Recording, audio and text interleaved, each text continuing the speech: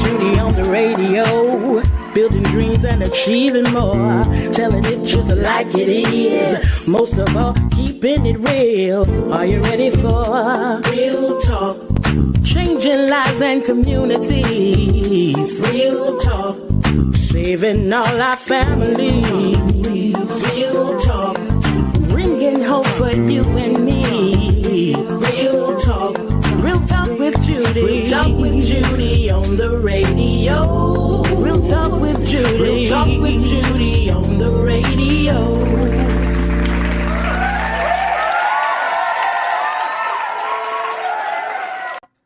Well, good morning and welcome to the Real Talk with Judy live radio show. I am Dr. Judy, your Real Talk radio host, and this is the #1 show for empowering, inspiring, and motivating and helping women and men and all leaders to see that it is possible. You have to see it before you see it, or you never will see it. And that's Real Talk. So I want to thank you for joining me this beautiful Tuesday morning, September the 27th. Here in Tallahassee, Florida, right here in on Hallelujah 95.3 FM on your radio, Facebook Live, YouTube, and the Hallelujah app. Thank you for joining today. Do me a favor while you're coming on. Would you please go ahead and text, email, share this post, get everybody on here. I know today's show is going to bless you. I know y'all see these two handsome men. I'm not about to introduce them right now, but y'all see them. They're going to bless us. This show is going to be so life-building for everybody. So if you would, go ahead and get the people on here and so they can come. I'm going to go ahead and talk to my mama right quickly while y'all get on here. I'm going to go ahead and say hello to my mama. Hello, mama. So glad to have you on for Fort Lauderdale, Florida. They got rain last night, but that's it. And we're so glad to have you on, Mom. So thank you very much. And my mama, Dr. Irma Hunter Wesley, and she is the reason I am who I am. She is still my trusted advisor and mentor. Oh yeah, I'm gonna take advantage of every day she got. And to my awesome and amazing husband, Superintendent Jeremy Mandrell, who is the senior pastor of Life Changers Church of God in Christ. And I want to thank him so very much because he's the reason I get to do what I do. And to my amazing production team, led by our marketing director, Priscilla John Louis. Thank you very much, Priscilla and team, for helping me to deliver an award-winning show to this great audience every Tuesday morning. And also when I'm outside with Judy, Real Talk with Judy on the go. Again, to you, the greatest audience ever.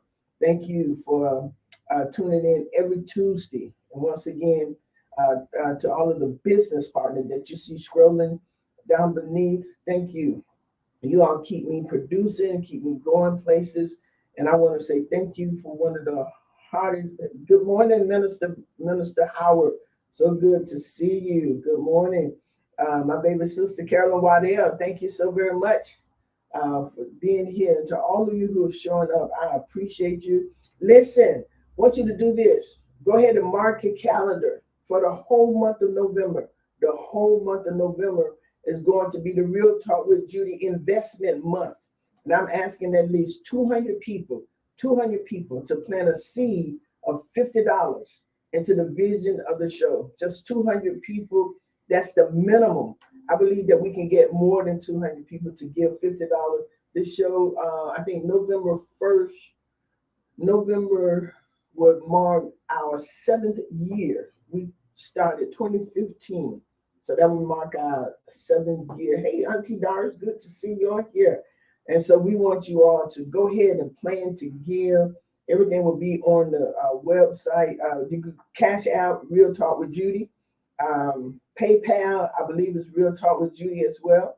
And so there you have it. So go ahead, cash out that 50, 100,000, 2,000, whatever you want to do.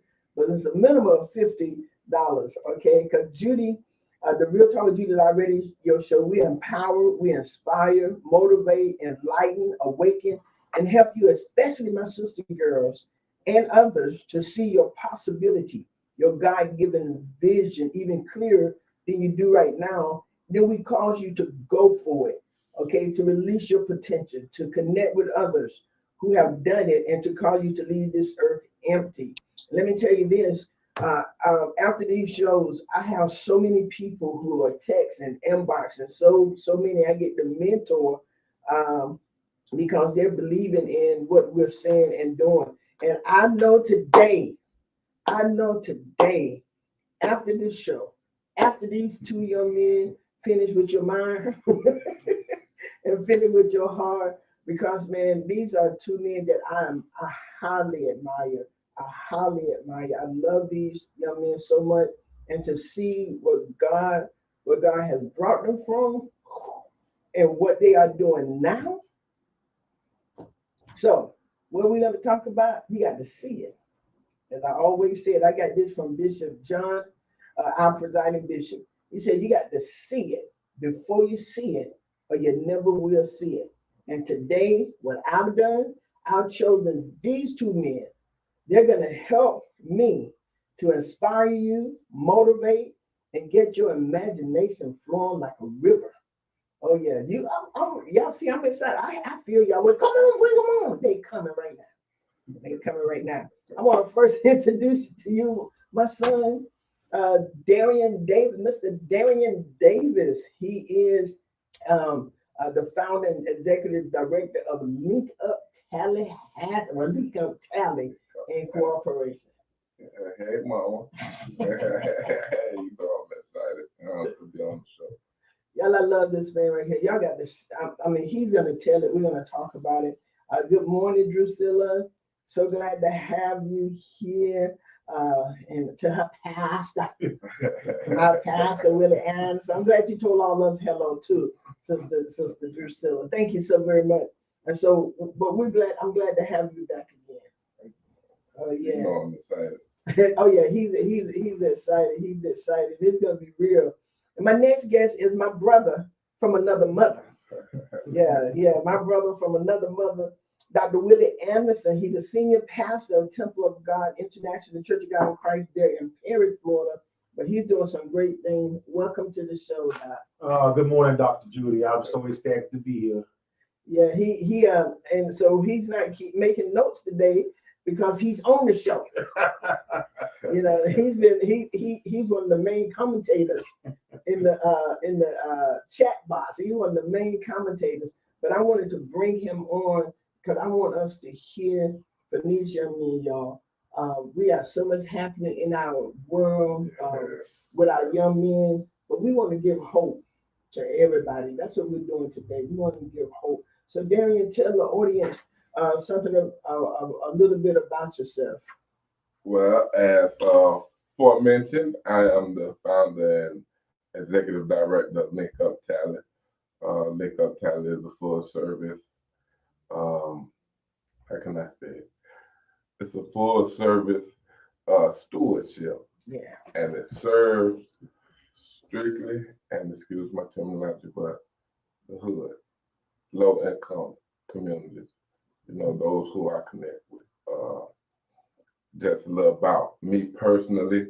I grew up in those areas. Yeah. I frequent them daily. I still got family in them, and I love everything about it. You know, it's things happen, but you got to know what's happening on the inside that builds to those things that you see happen. And I was one who had potential, let my potential slip, you know, and I had to serve time and a few times, honestly, Yes, you sir. know, but 10 years of being free. And Yeah. I've been doing this for 7 of them. I started at 15, 2 months, Yeah. you know, and I didn't legalize things and make it a real organizational business until probably about 2.5, 3 years ago. Before that, it was just moving from my heart, from what I see, and it led me to do this. You know, I spoke with the man upstairs, and he showed me while I was in a place where I didn't have anything but me, unless I interact in what's around me. I ain't on that. That's just a term we say. That's not me. So I connected with him, spoke with him. He showed me my heart. He showed me my desires, showed me my peace. I followed it, and I'm still following. And he's just been amazing. Wow. He's just been amazing. The impact on them kids, it's all him. Everything that's going on, that's him. And this, y'all cannot wait to see this show. I'm so excited. This is real talk right here. And he said, excuse him, but he said his work is to the hood. And I always tell him my work is to the hood too. My husband said I'm a wannabe thug. That's what my husband said. But Sunday night, when we drove up into your apartment complex where you serve at, well, y'all should have seen the smile on Darian's face. My son was smiling. He was like, I don't know if y'all saw my picture, but his hand was up because he was like, y'all are in my place. Y'all are here. And it was so many children. And Dr. William, he was like, y'all are here. This is what we need. He said, this is what, and so many times we get into rooms and we get into meetings and we say what people need, but we never go out there. Right. We never go where the people are, and we sit there and make a suggestion, but we don't talk to anybody. I got an opportunity to talk to about 10 women and grandmamas and about 3 daddies and uncles. And I mean, it was cool out there. It was good. A lot of love. And then, as you said, and so you can talk from a place, and Dr. Anderson is going to talk to us, but you all can talk from a place that can help us really touch the people if we listen. If we listen. Dr. Anderson, tell them a little bit about y'all. This show, listen, Sister Sharon, Apostle Elder Dr. Sharon, thank you for tagging people. Everybody on here, tag somebody and share it on your page, because I'm telling you, we're gonna awaken the imagination of people today. They're gonna dream. And just like my son said, y'all gonna get to see what your potential is even greater. All right, Dr. Anderson, tell them a little bit about you. Hello, my name is Dr. Willie Anderson. I'm the senior pastor of Temple of God International, Church of God in Christ in Big Little Perry. I like to tell people that I am a Saul that was converted. I always have been a dreamer, and started off in my young adolescent, making a new from my 6th grade year in school to my 12th grade year in high school. I made the newspaper 43 different times off of everything I was doing in the community. So I knew I had a big future ahead of me. And then if I find myself locked up in jail, then I can find myself in trouble again, and I'm locked up again, then locked up again, and locked up again, until I had almost 17 incarcerations, federal, state, and county. And then God spoke to me. He said, are you done doing it your way? And he said, it's time for you to do it my way. And I mean, it revolutionized my life. God said, every dream I showed you was not a lie, that I'm going to show you that I can do it my way. And it's going to be less. You're not going to worry about being incarcerated or anything. And I was upset. Sometimes people, and by the whole ministry I have is because my ministry was stemmed out of me being upset with God. I was upset with God. I was mad. I said, well, you showed me all of this stuff that I went out and tried to get it my way, and here I am jammed up. And God said, I showed it to you, but you didn't ask me how to get to it. Oh. And that's what happens to a lot of us. And the ministry that we have in Perry and in the whole county, we feed 700 plus people a month in our county. We all the different things. I can waste some time up, just log in and check us out because it's not me, it's God. And everybody in my ministry, I just was talking to them on Sunday, telling them that this is a church of leaders. Yes. If you're not a leader, you're not a part of this here. Because I don't have time to kiss boo-boos. I have to. Everybody have to have that. You have your commission. It's time for you to go on out there and stand on your own 2 feet. So I'm excited to be here today, Dr. Julie, and let's get riding. All right, y'all. We about to ride. Y'all done heard them already use some words.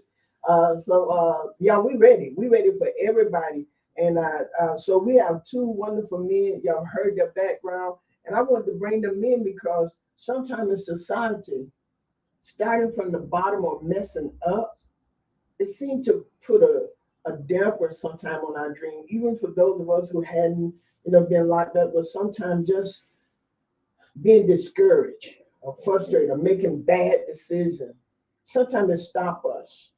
We stop ourselves. Talk about that. Help somebody get unstuck by telling them how you just handled that situation of being disappointed or discouraged. Well, I'm gonna be totally honest. At first, I didn't see it. I didn't have the real vision of what I wanted to do. I had a lot of potential, very smart. You won't believe a guy who keep getting arrested at school and doing crazy stuff out here in the streets, and it's that he's an honor roll student at the same time. I didn't put that person out there. That's not the person. I displayed in my mind that was for my mama. Okay. You get what I'm saying? Okay. Going to school and grades, that was for my mom. We got, sometimes the stigma is built upon your family first before it gets to you. You know what I mean? So some people have in the generation that may be elder, older than you, and that generation before you feel some type of way of people and might want to see certain things or speak certain things. You know what I mean? Judgment is wow, and it's real, and that leads people to feel they gotta prove something. So to me, it was just to make sure my mama got on a roll report cards to show her son she could feel proud of me. But you know what, Darren, but that's a very important point that you're making. Because even now, we have some that don't even care what the family think. They're just gonna do whatever. But for you to even consider, I got to do this to make my mom, you just said to make my mama get the honor roll. Yeah. So you did that part for your mama. The other part was for you. Right. Is that they had a certain stigma in the street that you had to carry as well. Right. We talk earlier. Men ain't supposed to cry. You get what I'm saying? Like you said, got time to live boo boo. You fall, you scuff yourself up. Everybody waiting to see how you can get up. To be honest, when you come from where I come from, and it's the laughing and the point. You got to avoid. You get what I'm saying? Yeah. Sometimes people get picked on for being smart. Yeah. You get it, and it's just. But when you come from disparities, what is there to see? How you know that don't really matter? You know what I'm saying? When we was coming up, everybody wanted to be. If you wanted to be something, it was either a basketball player, a football player, a rapper, or the dope man. Okay. That was it. The easiest one to get to was the dope man. He the one that got the most immediate effect on your influence on you. Back in our days, he used to tell us to be better than him. Give you a couple of dollars for the BB truck. That was the snack truck. You know what I mean? And stuff like that. So you kind of worship. So I didn't see it. I was just living for that, for my name in the streets, for fraud. That's what they called me. I was just being him. And it took me getting, and because I messed up scholarships for academics because I didn't see it. My mama got very upset about that too. You just made a point I never thought about. You said the dope man, and maybe he's doing this today, was teaching y'all to be better than him. So that means selling dope better? I mean, he was being the encouraging figure when you come from where there's a lack of the fatherhood. Okay. Figure. And then most of the guys we really seen, they don't want to be them standing at the liquor store, the corner store. We see those things. It's a lot you got to take in at a young age in the community. But see, I came in at a different. Though that we lived in the projects, my aunt who raised me, who I call my mother, was so strict. I mean, good God Almighty, she was strict, and she said a lot of different things. Because I was raised by my aunt and her boyfriend. My mother was on crack, and my dad was in prison. Okay. And so, as we was raised in a household, we tell everybody. We like, my mama named Bertha. But everybody in the hood know my mama was rough. She strapped. She didn't care. She was so rough. And so I wanted to play with the boys, but I couldn't because I had to get my lesson. So what happened was as I got of age, get in college, get here in Tallahassee, got buck wild. That's when things started going awry because I couldn't do that. My home, everybody I was going to school with was selling dope. My mom would come in the room and and tear the whole room up at least once a week. Everything like so. When I find out when I went to prison and they come in and do dorm check, they come in and shakedown. I'm used to the shakedown because I come home and my dresser drawer, flip on, underwears on, everything on the floor. So we couldn't do that. And so by me have already been in church, been in the church arena. My mother did not go to church. Well, who I call her my mother. She sent us to church. She sent us to church, and when I went down, we walked out of the Crystal Ladies apartments, and we across the street and sat up on at Mount Pleasant. And she said, "Y'all stay there. We'll come back from Sunday school." Said, "Oh, y'all go back there. I'm gonna go back to church. You gotta go back to church." And I remember one day I asked her. I said, "Mom," and I was up there. I said, "Why did you send us to church and you didn't go to church?" She said, "Because I wanted y'all to be better than me." And it did something to me. It did something to me. And it had a negative effect because every time I felt like that I had to do something, I had to do it better. So that means if somebody can, and I'm a thinker, I stay up all night long thinking. Yes. And I come across something and I did drill on it. And before I knew it, I was using it still in church.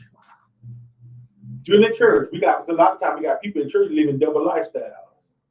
I was still in church, I was preaching, I had been ordained in the AME church, Elder Anderson, still in church. And still doing crazy stuff. Wow. Until God spoke to me and said, "Are you ready? Are you ready? Are you ready?" Yeah. Then when did you see it? You said you didn't see it. When did you see better? My second stint in prison. So I had that saying. Mama, okay. Loretta didn't play. But the thing is, Loretta couldn't teach two boys how to be men. Okay. So my mom used to flip the room, especially when she learned of the stuff I was doing. She would and come and find stuff and just go through it. I used to tell her she was probing. "Mom, why you always probing in my room? This is my house." And there's not been times she had to put me out her house, She put you out?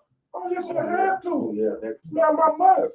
Yeah. No, we go through that. I love that. I'm a man. If I gotta help with a bill, you can't put that in my face. I don't pay no bills no more. Mm-hmm. And I'm out here getting it a different way. Yeah, I was the bad boy. My mom went Dixie. Mama go to sleep. And I really have needs. You get what I'm saying? Uh-huh. Mama ain't at the schoolhouse with us. You get what I'm saying? My mama can tell you they ain't see it till I started getting that record. Honestly. Wow, okay. Because you was an art pro student. Yeah, but I did my work at home. See, I learned the way I could do it. I learned how I could make it work for me. Okay. Half the time I'm skipping school. I got friends. You know, I'm kind of charming a little bit. Yeah, you're a little charming. Just a little bit. So I have friends, some homegirls who give me time the other day. I'm going to do it at home before I hang out. Mama always said, "You ain't going outside till you do your homework." And you ain't finna come in that house and say, "I ain't got no homework." Because you gonna have homework. Yeah, especially when I'm getting phone calls about you. Like, seriously. But it took, and she had us at the church, but she just couldn't teach us how to be men. So it is very important. It is very important that these young guys, they got to have men in their life. Yes. And I would like to ask this question. Do they need tough men? Because when I was emceeing Sunday night, you were out there, as long as I said, "Okay, you all sit down. Come on. Don't stop talking." But when I said, "Hey, yo, I know about this out here. Sit down. They sat down. One of them came to me and said, "Oh, you cool." I said, "We like you." I'm like, "Good." I said, "Take a picture with me." They said, "Oh, no, we can't take no picture." Because we take a picture, people gonna think, "Oh, their head look kind of being soft, so we can't take no picture." I said, "You can't take a picture?" They said, "No, it'll ruin our reputation." So one of them said, I can take a picture. And so the ones who took a picture was the ones who took a picture. But as long as when they knew that I can get with them, it's like they changed and I became relatable. Because I realized even though the church was out there, Dr. Anderson, and y'all know this better than me, you can't go out there like you do in the church. Mm-hmm. I saw a guy with a suit on. I said, sir, can you take that jacket and tie off? Let your pants out. I said, because number one, you're making me hot. But you ain't relating out here. Right. You're not relating. Right. You know, and he was like, well, I'm a pastor. I said, no, sir, you don't have to have that jacket and stuff on. Would you please take it off? I don't think the male figure have to be so dogmatic, because my aunt's boyfriend, her longtime boyfriend, that lived in the house, he was soft spoken. And as I started growing and he started seeing me changes, he'll come to me at different times and talk to me. I never forget it. That's why I like cologne so much. Yeah. He said, you're big, you need to smell like something. And went and handed me a box, and he had bought 4 or 5 different bottles of cologne. And he said, you like to dress, you want to smell, you want them to, when you leave the room, they should still sniff you. And so, that's how Mr. Diamond operated. His name was Diamond. First name was Diamond. And I used to tease him all the time. I said, Mr. Diamond, I said, they call you Diamond? He said, is that your real name? He put out license on me. That was his first name. I said, why would your mama name you Diamond? He said, because I'm priceless. And I saw him get dressed every day. Okay. He put on shirt and tie every day with suspenders or sweaters with, if he didn't have a suit jacket on. And even when he got sick right up into his death, he was sitting up in the chair with a shirt and tie on. And I said, and I told him, even when I was in the street, he said, he would tell me, he said, he didn't condemn me. Mr. Diamond, he was such an interesting guy. And I think about him all the time. My siblings talk about him. He said, so you don't pick this avenue to ride on. You want this? What you doing? He said, but he said the reason why you keep getting knocked off because you ain't dressing right. You got to dress right. You got to look like something. And so we got in the car and we went down and we pulled up at the thrift store and we walked in. I said, what was I doing at the thrift store? At this time I'm making all type of money doing my thing.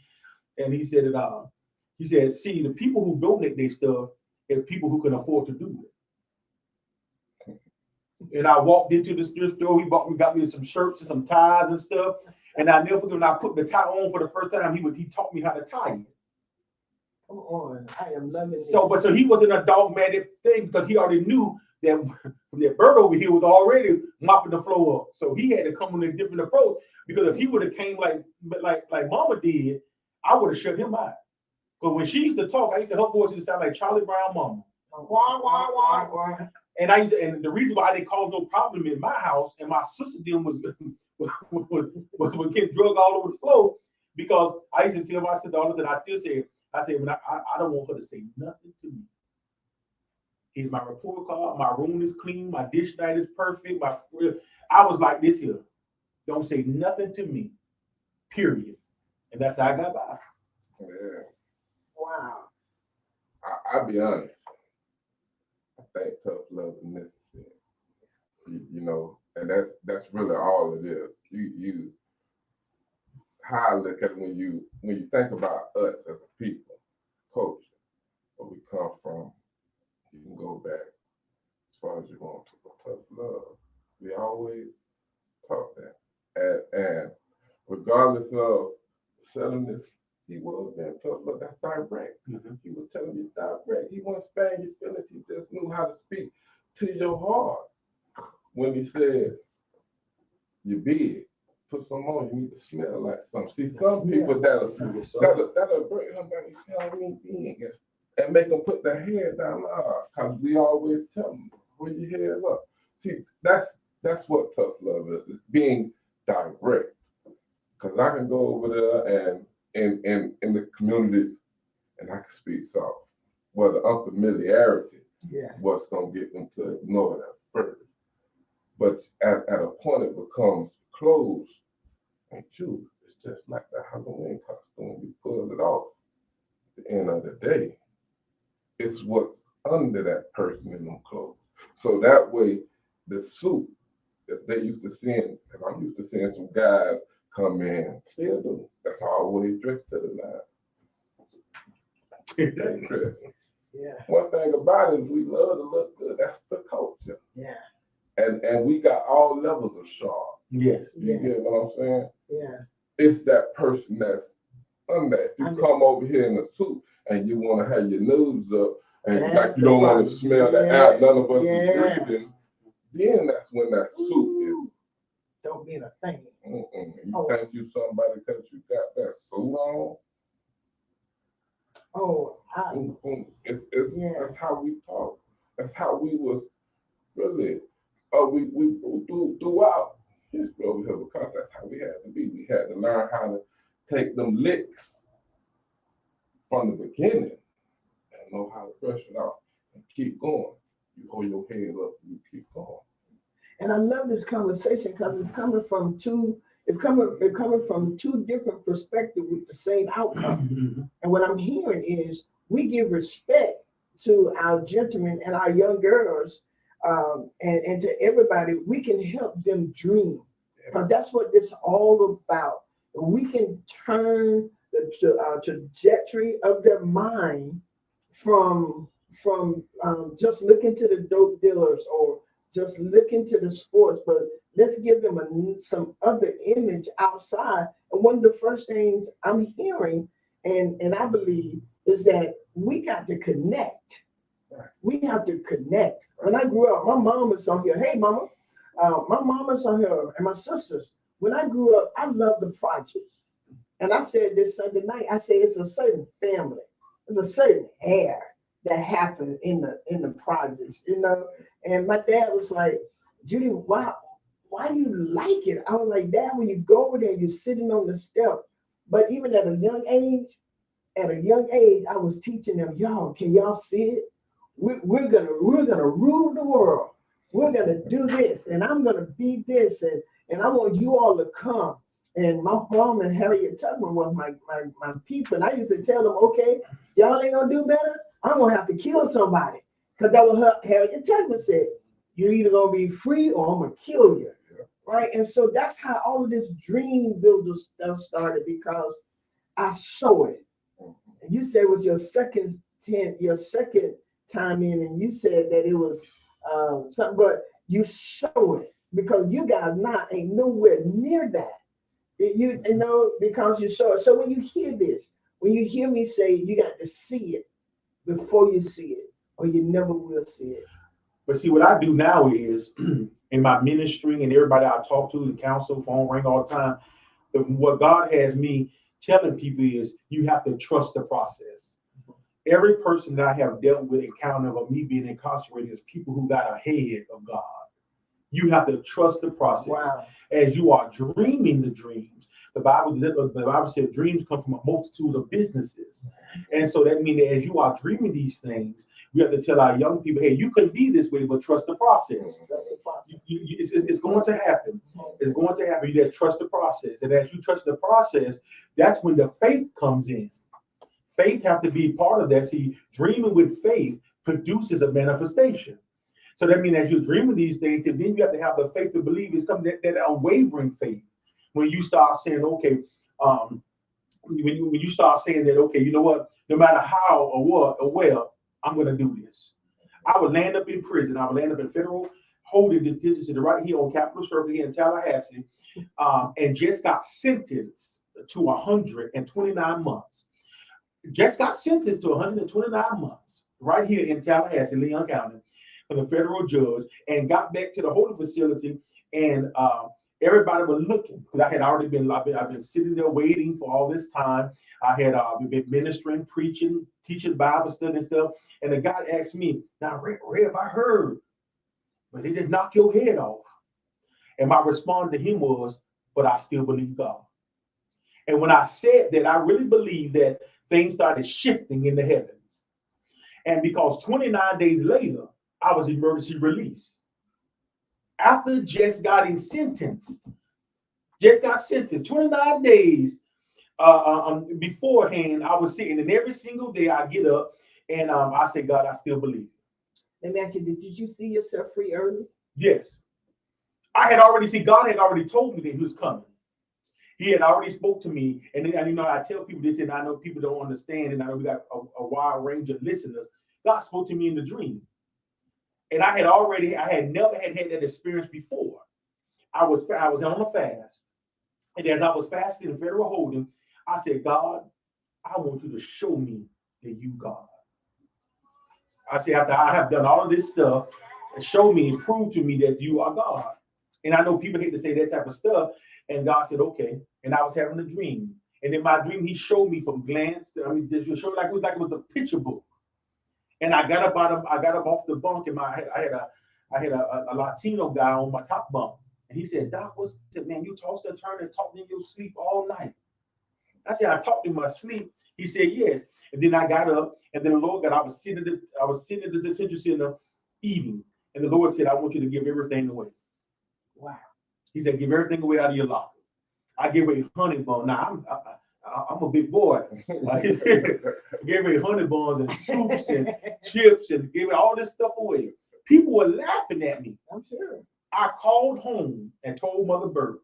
I said, the Lord God told me I won't serve that time that the judge is trying to give me. She called the people and told the people I need to see a psychiatrist. And see that, and you gave away those honey buns, and you did all because you saw it. I knew it. And you knew it, you saw it. And that's what we want people to understand. When you see it, you move differently. You know, and you can trust the process because you see it. And you see it before you see it. Yes. You see it before you see it. Before it happened, you see it. You got a nice bus now. You're doing some work, and you had this. When you was on the show, what, about 3 or 4 years ago, there were some things you were talking, I want to do. I see I'm going to do this. But today, you saw it 3 or 4 years ago, but today it's here. He got a bus. And he saw him. Talk about it, because y'all, we want you to understand it. Your mind, as a man thinketh in his heart, so is he. You got to think about it. Dr. Anderson said he does. He's up all time of the night thinking and writing, because sometimes we're texting and it's late. Yes. It's late. But y'all, you got to see this thing before you see it. And we're going to talk some more with you. Tell us about that now, because you was an honor roll student, and you became frog in the street, and now you're just a successful businessman. Yeah, well, he had to show it to me. When you seek him first, see, that's the seeking part. Mm-hmm. You got to understand first that it's bigger than me, and a lot of what's happened to me is because of me. I couldn't blame my mom. I can't blame nothing for me making the decisions I did. It was influences I chose. I chose to go to jail instead of going off to college when I had those scholarships, because I chose to dabble in the streets still. And it took all of that, and he had to show me, like I said, it was my second stint in prison. I've been in and out of jail and all that, but it was my second stint in prison. And it was 60 months, and it wasn't before he gave me that time. Ain't nobody can tell you here in the street, like, just gonna take a rest. I did what I did. Okay, it's time for me to lay down and wait. Yeah, lay down. That's it. I gotta lay down. But in that, see, my son, it's a spark, because in that, my son was born while I was locked up during that last year. I wanted to be there for him. I wanted to be, that male figure he needed, and my way of going about it, but when I found out he was deceased, he had to sit me down. But I don't see that until later on. You get what I'm saying? I was in prison by 18 months already when I got it. And in that same mode, like you said, how you were angry, that's when I'm in the cell, and my custody level wasn't extreme. You know, it's like medium custody. That's what the general population like that dope charges. You know, things like that. They took me from that open bay where I got comfortable, even though you don't like it, where I got comfortable. And then they took me where all the time was. Them T-wings. Where yeah, and it's some time over there for people that ain't coming home. You get what I'm saying? There's a lot of them. And my bunkie was in there for murder. So I'm like, all right, man, what you got me over here for? Then I'm going through it with it's circumstantial. That's what led me to see it going through. My baby mama's bad luck keep happening. And now I'm in here upset because I know my heart, man. I ain't hurt nobody. I'm just trying to provide for mine and eat. And pulled out who that book, it talks to you if you listen to it. Yes. You get what I'm saying? So when I tell you that if you confess, speak to him. So I threw me out there. I threw my vices at him. It's me. I'm Darian David, they call me Frog, and I spoke to him like that. And it's traffic come by my door all the time, no traffic. And you're just talking to God. I'm in that team. At the top of my lungs, I'm going at it because I'm hot. And I'm asking him real questions, cussing at him, what you want to be? You know, like this. Oh. This is me. You know, I ain't got but a few vices. And I threw them right out there. None of them hurt nobody. So what I keep going through this fun? Just a calm thing. And I flopped on the bunk. I always make sure I get a top bunk. I flopped down on my bunk center. And I was hot. And I promise you, ain't nothing behind me but a concrete wall. And it felt like something touched me. I looked. I got it. And then I heard over here, you're going to be all right. You're going to be all right. And that day, that just was a new me. I went out on the rec yard, and anybody who know me from way back then, they be astonished at me now because they like, boy, you was this big. I went to prison 191 pounds, soaking wet. That was the day I started. Naturally, I was naturally skinny, you know, eating McDonald's stuff with a little weight on your time when you live fast. But I was still and I started working. I went out there on the rec yard and worked out for the first time, and it became a habit. And I started to speak, and he gave me every single day. Every time we had to lock down, you started writing. And I didn't know I was writing in cup. Oh, listen, y'all. So that's what he does. Sometimes he allows us to go through, but what I'm in, you know, some people say, I know you ain't cussed at God. Who? Some of y'all done cussed at him? Yes, sir. You know, been mad with God. I have. I've been mad with God. I ain't cussed at him, but I was mad with him a whole deep. But can I help you? God knows our heart, and he understands anger. That's why I'm so glad Jesus came on earth. But y'all, just like these two powerful men of God, God has placed a vision, a dream in your heart. He had, regardless of how it got there, and he has shown you what the end looked like. He has shown you the people that you're going to help. He's shown you the gift, right? He's shown it to you. It's called imagination. Mm-hmm. And he's shown it to you. And imagination is everything. It's the preview of your life coming attraction. It's the preview. And he's giving it to you. And you got to believe it. You got to believe it, y'all. He's giving you a preview of what it is. Can I, when I prayed and asked God to turn that storm, I believe he's going to turn it. It already ain't come to Tallahassee. And it didn't do as much damage as it was supposed to. Right? But the devil spoke and he said, you're going to put that out there? Yes. And today when I was getting dressed and I turned my hand that way, I believe God cannot allow that storm to manifest in Temple, Sarasota, and all those places, right? Because he showed, that's the imagination. Everything you see in this world comes from an imagination. Every single thing. Somebody imagined it. We're flying because somebody imagined it, right? We're on Zoom and Facebook and all because somebody imagined it. You got to see it. Before you see that little editor, he does. They feed over 700 and some people every single month in Perry, a black man. Oh, ooh, what you said? A black man.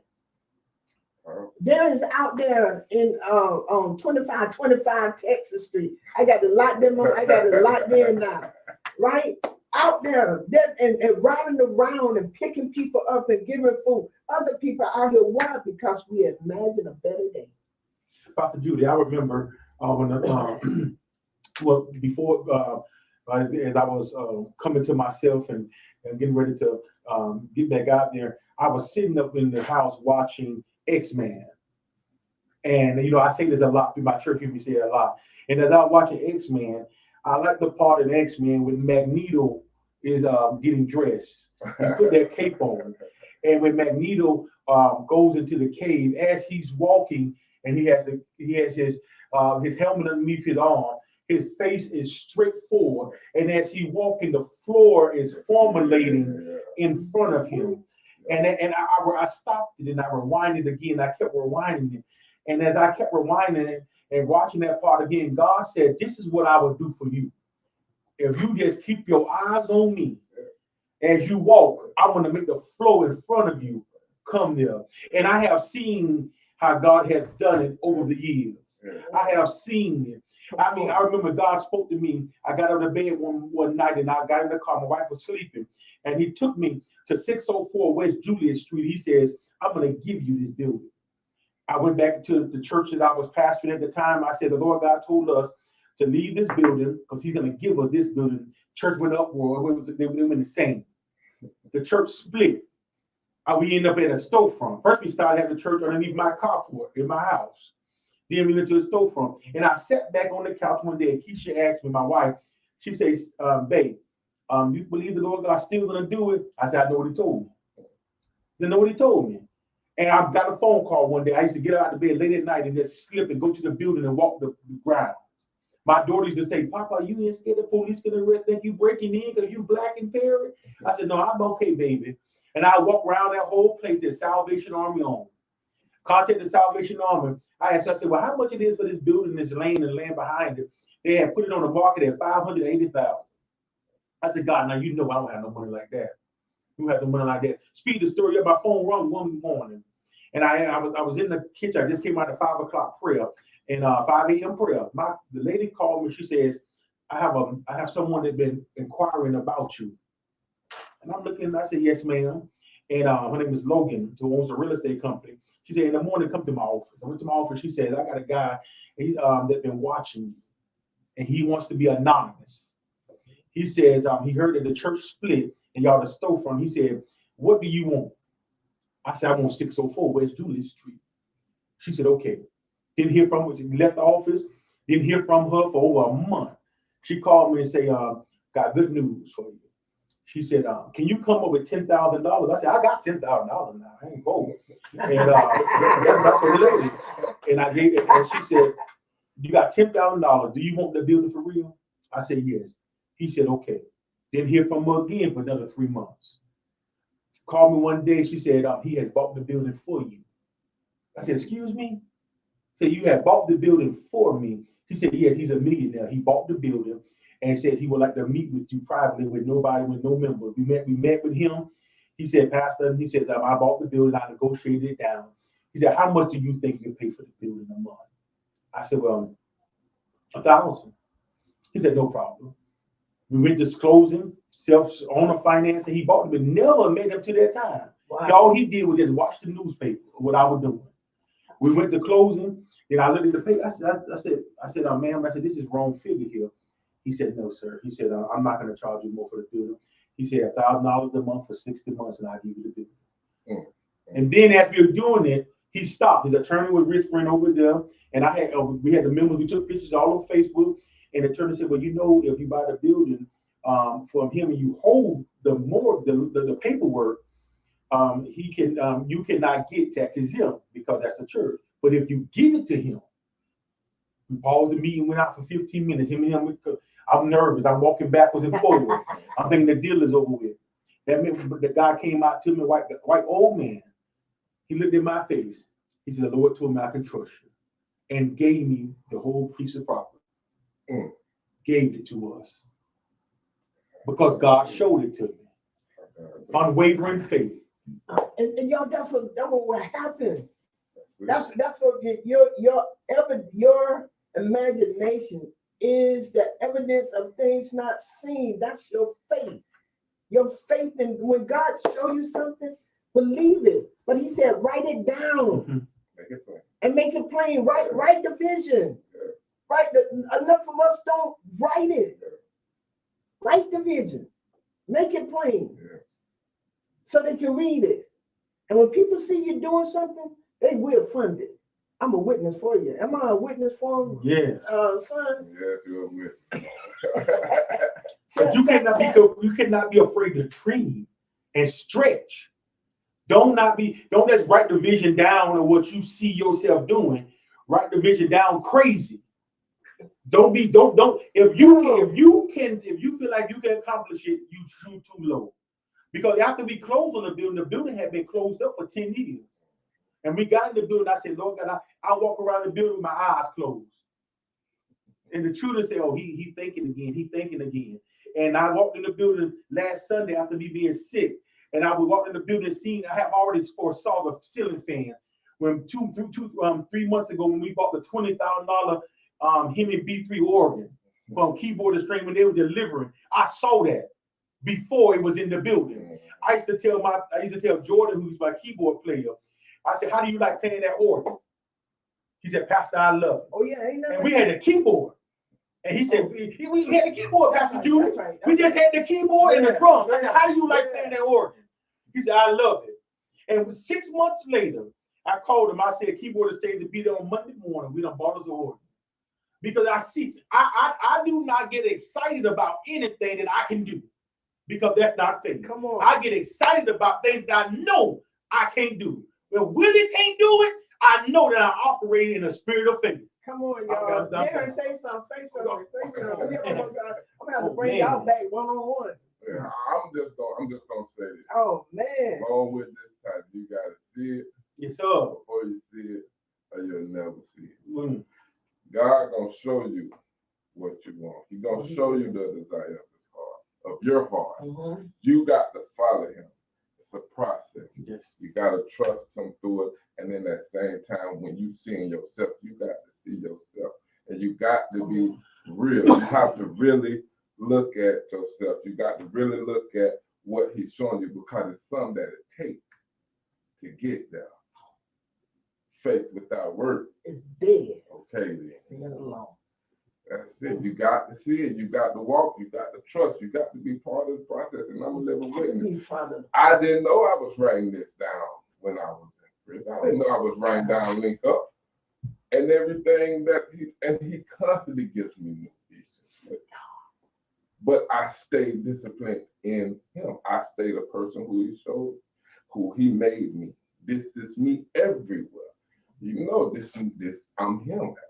Trust him. It's what he said. Whose report shall you believe? And don't be beating yourself up over your past. No. Hello. I came from a prison cell, a jail cell, and they let them. Lord have mercy. I never forget when I said I was going to run for U.S. Congress, and people telling me, you know, you ain't going to win. I said, if I don't win, I'll lay on the bunk and tell I was going to run. And I ran. Don't let your past, and if anybody listening who's incarcerated right now, you listen to somebody that had 3 strikes and they were getting ready to put a 4th strike. But then I took those strikes that the system thought they were putting on me, and I took it and said, those are the same strikes that Jesus died for me. So don't let that stop you. Ooh, man, I told y'all this show was gonna be. Listen, just go ahead and share it. Just go ahead and share it. And let me tell you the danger about your dream or your imagination or what you see. You tell it to the wrong. Oh, all right. You tell it. You want to kill a big dream? Tell it to a small-minded person. They will try to shoot it down every time. But I want to say to you, you got to see it before you see it, or you never will see it. Don't you let anybody tell you what you don't see. And you know the reason why sometimes they don't see it? Because it wasn't shown to them. Right. It was shown to you. And so do it and do it big. All right, I got to go, y'all. My time. Oh, I got to get out of here. 30 seconds, Dr. Willie. 30 seconds. 30 seconds. 30 seconds. Let me tell you something. I used to sit around talking to my guys who are incarcerated, the convicts and all. And I used to, God asked me one day, he said, Doc, why you always seem like you skinny and green and you smiling? And I said, you just don't know what God is up to. You just don't know. And when they came and said, Willie, you've been released, the whole dorm got silent. Because I said, and I was smiling on my way out. I said, you just don't know. Just like, it's a phrase that I use, it's a little different. I used to say, seeing is not believing. Believing is seeing. And I'm operating in the belief factor. I'm operating in kingdom authority, and I'm operating by faith. Come on, 30 seconds, Darren. We out of here. I'm just going to say God good. Trust him. Yes, sir. Trust him. Seek him. He's going to show you everything you need to see. Every bit of it. And all you got to do is trust the process. Y'all, thank y'all so very much for listening to the Real Talk with Judy live radio show right here on Hallelujah 95.3 FM. I was with my son, Darian Davis, and Dr. Willie Anderson, my brother from another mother. Look, I'll see y'all tonight at 7:30 for our Bible study. And then Sunday at 11 for our Sunday morning worship. But remember, you got to see it before you see it, or you never will see it. And then write it down, because you ain't going to remember it. Write it down. And don't be afraid to dream. Dream outside the dream. I think I heard somebody say your dream should be afraid of your dream. All right. That's what I'm talking to. And we're out of here. Until next Tuesday, stay safe, be blessed, and expect God to do it. We're looking for God to turn in somewhere else. Somebody said there's a storm out on the ocean, and it headed that way. Not this way. My God. That way. All right. See you. Real talk with Judy. Real talk with Judy.